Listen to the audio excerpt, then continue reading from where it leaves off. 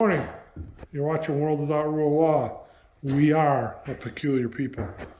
We're here in the shed study studio area, multi-purpose room. We purchased a while ago 12 by 24 shed, and we're just making it into like just a quiet place to come read or study or maybe work on videos or whatever. And so I made this kind of counter here. And so what we did was, these beams are similar to the beams we put in the house when we renovated the house.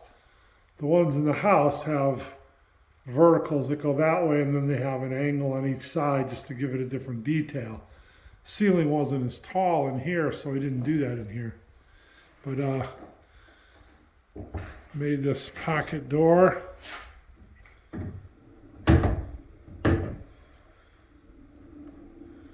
And these cabinet doors, all the framing is rough lumber. They were cut from the beams. You can kind of see it's that same yellow pine. And they were cut, ripped down from the beam material. And I sanded it ever so slightly just to take some of the fuzz off of it. But it made all the the cabinet and closet frames out of that. And then this material here, my neighbor has a commercial building downtown that he's cleaning out to put on the market.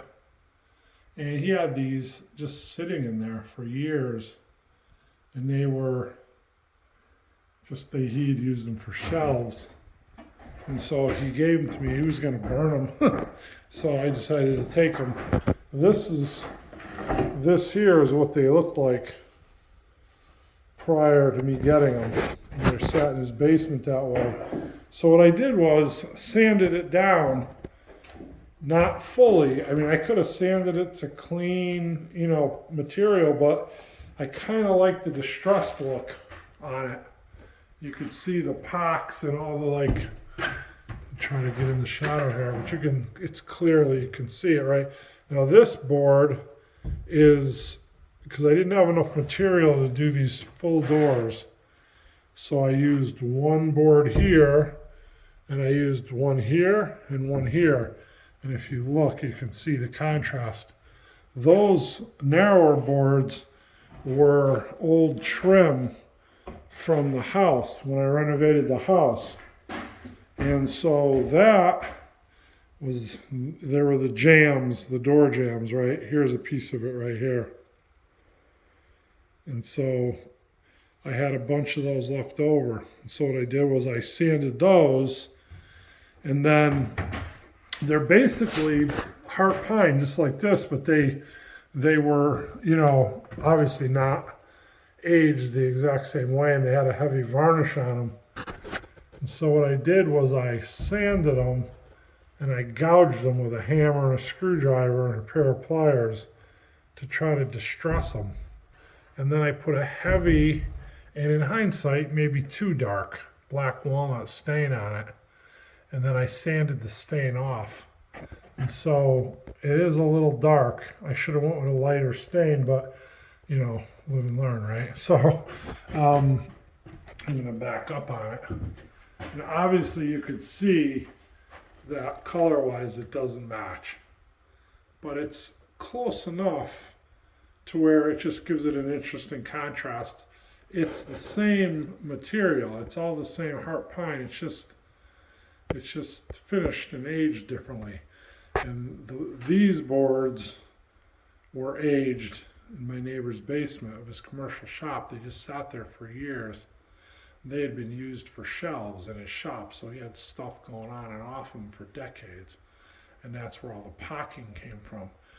These boards were fairly smooth, so I distressed them myself, as I said, with a pair of pliers, a hammer, and a screwdriver. And then I refinished them kind of to match. So all this material, all the framing was the rough cut lumber I ripped from the beams, and I made these cleats out of that same rough cut lumber.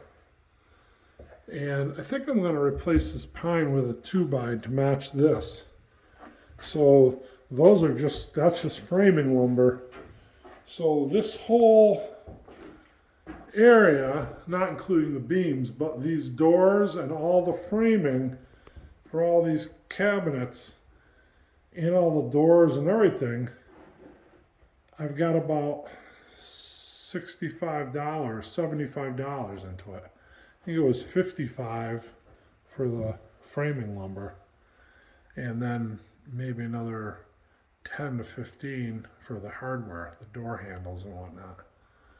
The rest of it was repurposed, and I had laying around, didn't cost anything.